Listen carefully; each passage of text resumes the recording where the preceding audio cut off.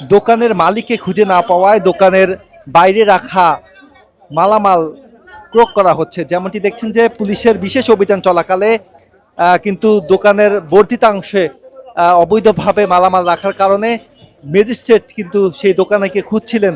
তবে যেমনটি দেখছেন যে দোকানিকে এখানে খুঁজে না পাওয়ায় তার দোকানের বাইরে রাখা যে মালামালের যে তাক রয়েছে সেটি কিন্তু নিয়ে যাওয়া হচ্ছে।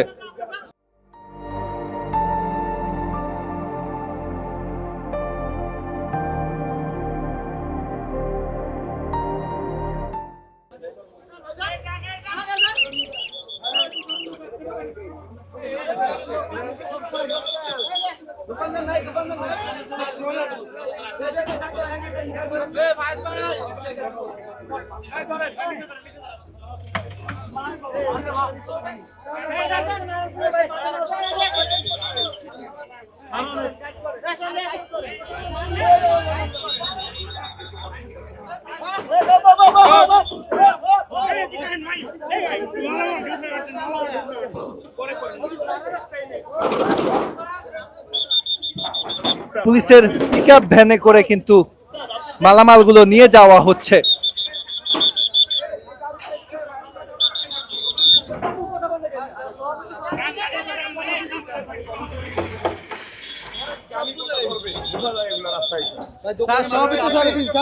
ভাই দোকানের মালিক কি আপনি ছিলেন?